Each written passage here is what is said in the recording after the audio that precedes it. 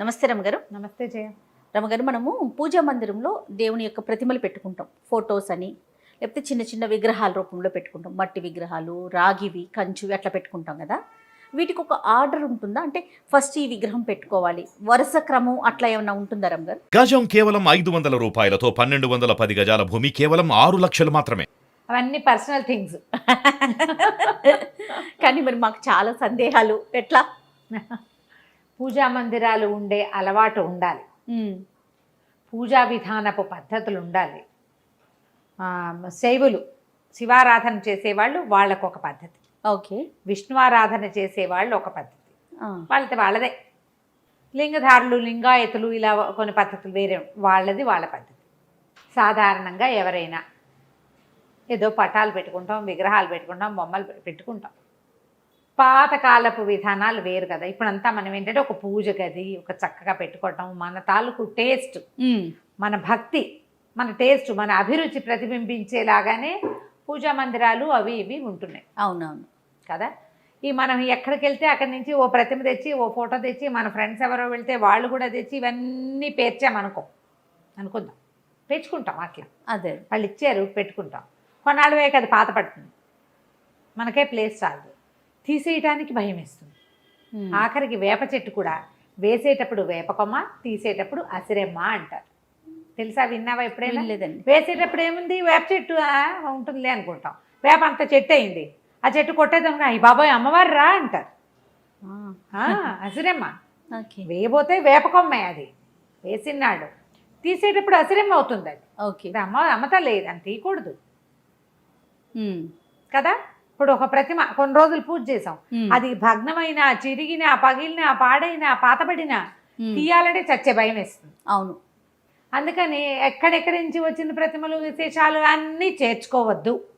మొదట సరిపడా మీకు అలవాటుగా ఏ దైవాన్ని పూజించుకుంటారో ఆ దైవం తాలూకు ప్రతిమలో, ఫోటోలో ఏవైనా పెట్టుకోండి.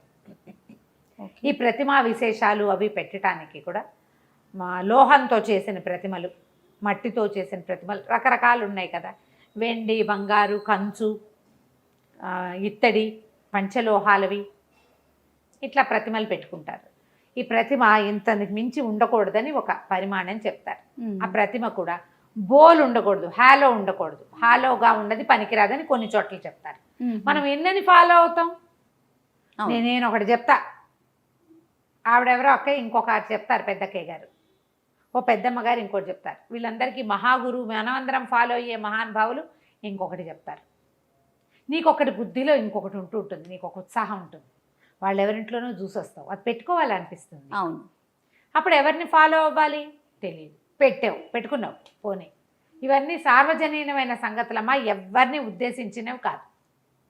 ఎవరో వస్తారు, నా బొట్టు వాళ్ళే, అదేంటి అది అలా పెట్టుకున్నారు, ఇలా పెట్టుకోకూడదు కదా, ఇలా అవుతాయి అని చెప్తారు. నేనైతే ఎవరింట్లో చెప్పను జయ, చెప్తున్నా మాట వరుస. అలాగే ఏదో తోచక మాట్లాడే వాళ్ళే చెప్పేసరికల్లా ఆ ముందు రోజు, ఆ వెనక రోజు ఏదైనా అయ్యిందనుకో, దాని మీదే లాగుతుంది, ఇది అక్కడికి కనెక్ట్ చేస్తూ ఉంటాం. అవును కదా. అవునండి. ఎప్పుడు కూడా ధర్మ సంబంధమైన వ్యవహారాలు ఒకటి నువ్వు గట్టిగా ఉండు, స్ట్రాంగ్, నా ఇష్టం, నాకు ఇదే ఇష్టం, నేను ఇలాగే చేస్తా, నాకు ఇదే నచ్చింది, నేను ఈ దేవుడినే పూజిస్తా, అది నాకు కృష్ణుడే ఇష్టం, ఇంతెత్తు కృష్ణ ప్రతిమే నేను పెట్టుకుంటా, నీ ఇష్టం. లేదా మా ఇంట్లో ఉంది, మా అమ్మమ్మ చేసింది, అమ్మ చేసింది, లేదా అత్తగారు చేశారు, మేము ఇలాగే పెట్టుకుంటాం, అది కూడా నీ ఇష్టం. రెండో పాయింట్ కాదు, ఒక గురువు గారు వారు ఏది సెలవిస్తే అది పెట్టుకో. ఒక గురువు గారు ఒకటి నువ్వు, రెండోది నీ పురాతనమైన మీ ఇంట్లో పద్ధతి, లేదా ఒక గురూజీ, ఇలా పెట్టుకుని మీరు ఏవైనా పెట్టుకోవచ్చు, ఏ ఆర్డర్లో అయినా పెట్టుకోవచ్చు.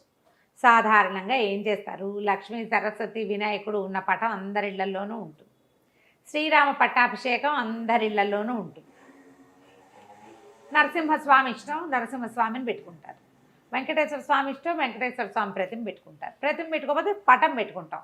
మాకు కృష్ణుడు ఇష్టం, మాకు ఒక బుజ్జి కృష్ణుడు. లక్ష్మీదేవి అందరిళ్లలోనూ లక్ష్మీదేవులు, మళ్ళీ వరలక్ష్మి వ్రతాలు, బంగారపు షాపుల వాళ్ళు రండి మీకు అవేవో ఇస్తామని పిలిచి కొన్ని దశాబ్దాలుగా అందరిళ్లలోనూ లక్ష్మీదేవులు ఉంటున్నారు. ప్రతిమలు కొనుక్కుని పెట్టుకుంటారు. పూజ చేయొచ్చు చేయకూడదు, దీనికి హాలో ఉంది, చిల్లు ఉంది, ఏకాండి ప్రతిమ, ఇది రాగిది, వెండిది, ఇత్తడిది, ఏవో ఆలోచిస్తాం. పూర్తిగా మీ మనసు. నేను ఒకటి చెప్తా, మా ఇంట్లో ఇలా కాదండి అంటావు నువ్వు, అవునా? ఖచ్చితంగా. అబ్బాయి బాయిలు మీరు మీవన్నీ మా మీద ఎందుకు రుద్దుతారు అంటారు ఇంకొకళ్ళు. మీకు కావాల్సినట్టు మీరు పెట్టుకోండి, మాకు కావాల్సినట్టు మేము పెట్టుకుంటాం అని ఇంకా చక్కగా అంటే ఏమంటారంటే, నీ ఇల్లు నీ ఇష్టం, మా ఇల్లు మా ఇష్టం, ఏకవచనాల్లో కూడా వచ్చేస్తారు. ఎలాగైనా జరిగేది. అందుకని నియమం ఏదైనా పెట్టుకునేటప్పుడు భయపడకుండా ఉండే వాటిలలోకి దిగండి. సాధారణంగా వినాయక ప్రతిమలు పెట్టుకుంటారు, ఎందుకనో తెలీదు. మా ఇంట్లో ఆ పెళ్ళప్పుడు ఎవరో ఇంత వినాయకుడిని సిల్వర్ వినాయకుడిని ఇచ్చారు, అదేంటి తమాషాగా మెరిసేది. ఎప్పుడూ ఆయన మా పూజలోనే ఉన్నాడు. మా అమ్మగారు మా సింహాసనం ఉంటుంది మా ఇళ్లలో.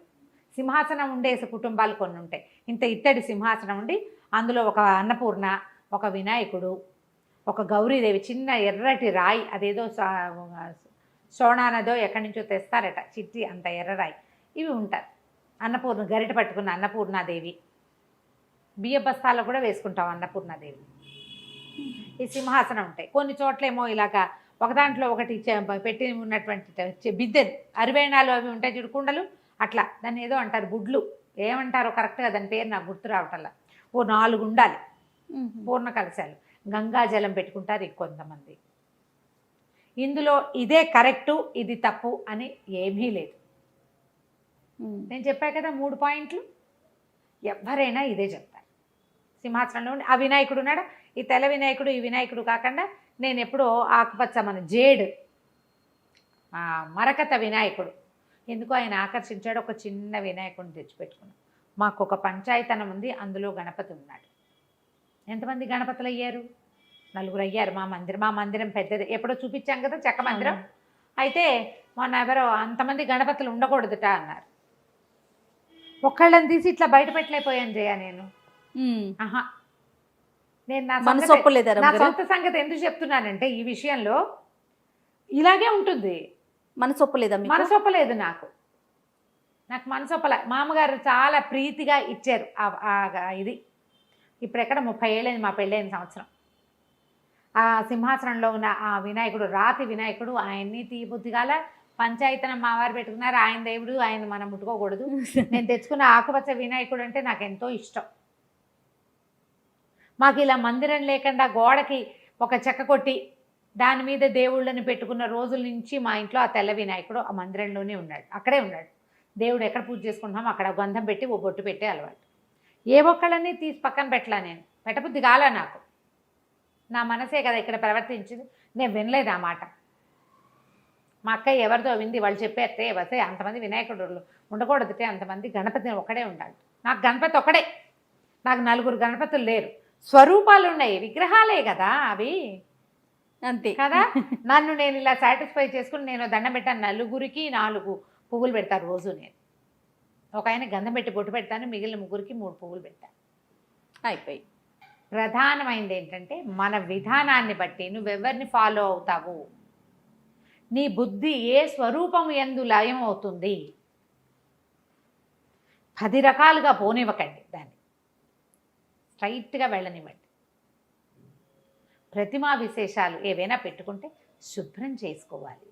పూజకి నిత్యము అదొక పని, చక్కగా శుభ్రం చేసుకోవటము, ఎప్పుడూ పులికాపు పెట్టడము చేస్తారు కదా. పులికాపు చక్కగా గడ్డి అవి కాల్చి ఆ బూడిదతో భస్మం వస్తుంది కదా, అది కాస్త చింతపండు అవి వేసి ప్రతిమలు తోముకోవాలి. దేవతా మందిరం ఎప్పుడూ బూజు దుమ్ము లేకుండా దులుపుకోవాలి, అలంకారం చేయాలి. మీకు ఆ రకమైన భక్తి విశేషాలు తాత్పర్యాలు ఉంటే, భక్తి తత్పరతే కదా మనకు కావాల్సింది, చేసుకోండి హాయిగా.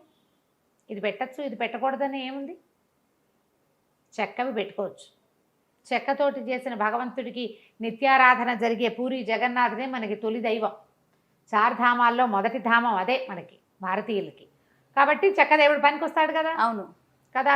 మరి అక్కడి శిలాస్వరూపాలుగా ఉన్న స్వాములు ఎంతమందో మనకి దైవాలు, విగ్రహ రూపంలో ఉండే స్వాములు ఎంతమందో. కాబట్టి రాయి, మట్టి, అన్ని ప్రతిమలు పనికొస్తాయి. ఆర్డర్ ఏమైనా ఉంటుందా రమ్మగారు? కుడి నుంచి ఎడమకి, పైన ఒకట్లు కింద ఒకరు, అట్లా ఏదైనా పలానా ప్రతిమ పైన ఉండాలి కింద ఉండాలి ఏవో చెప్తారు చేయాలి. ఆ.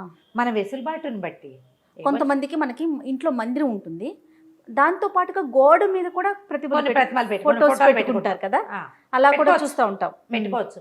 అదే ఇప్పుడు ఏదో ఒక ఫేస్బుక్ వీడియోలో అనుకుంటా, మా ఇంట్లో ఫోటోలకి పైన పువ్వులు పెట్టుకుంటాను నేను, అక్కడ కింద పెట్టడానికి వీలవక, అదేంటండి తల మీద పెట్టకూడదు కదా అని అడిగారు. ఏమో నేను పెడతాను. పాదాల దగ్గర పెట్టేవి ఉంటాయి. గోడకు తగిలిచున్న ఆయనకి పువ్వు పెట్టాలంటే ఎక్కడ పెట్టాలి? పాదాల దగ్గర పెట్టలేం కదా, పైనే పెట్టగలుగుతాం. పైన పెడతాం. నెత్తి మీద పెట్టకూడదుట ఎవరో చెప్పారు. నమో నమః. నేను అనుకుంటా నా సర్వాపరాధాన్ని స్వామిని సర్వాపరాధాన్ని క్షమస్వ, ఇది ఒక వాక్యం పెట్టుకుంటాను జయ. నేను అన్ని అపరాధాలు క్షమించు, తెలుసో తెలియకో, నా వెసులుబాటో నా ఆలోచనో, కాబట్టి వీటిని అన్నిటినీ క్షమించు అపరాధాలను. శ్లోకాలు ఉన్నాయి. అపరాధ సహస్రాన్ని క్రియంతే అహర్నిశమ్మయ దాసోయమితి మాం మత్వా క్షమస్వ పరమేశ్వర అని. నేను నీ దాసుండని భావించి నన్ను క్షమించేసే. అపరాధ సహస్రాలు చేస్తాను. ఎవరినో విమర్శిస్తాం, ఎవరినో జడ్జి చేస్తాం, ఎవరినో ఏదో చేస్తాం. నీకే ఏదో చేయవలసిన దేవుడికి చెయ్యం, ఏదో చేసుకుని ముందు మనమే రుచి చూసేస్తాం. ఇది దేవుడు ఇచ్చాడని జ్ఞప్తి ఉండదు మనకి, జ్ఞప్తి లేదు. ఏదో చేస్తాం ధ్యాసగా, హర్రే పొరపాటు చేశానే అనిపిస్తుంది. ఒక క్రియ ముందు గంధ పెట్టవలసిన చోట ముందు కుంకం పెట్టేస్తాం, ఏవో చేస్తాం. ఒక లైన్ ఉంది, ఆర్డర్ ప్రకారం పోము. ఉపచారాలకి ఆర్డర్, దేవుళ్ళ అరేంజ్మెంట్కి ఆర్డర్ అనుకోకండి. ప్రతిమా విశేషాలు మీ ఆ వెసులుబాటుని బట్టి, మీ మందిరాన్ని బట్టి, మీ భక్తిని బట్టి పెట్టుకోవచ్చు. దాని మీద ఏం పెద్ద ఆలోచించద్దు. ఒక వినాయకుడు తొలి పూజలు అందుకుంటాడు, మనకు లెక్క కదా. అట్లా ఏదైనా ఒక మొదట చేసేటప్పుడు వినాయకుడికి దండం పెట్టుకుంటాం.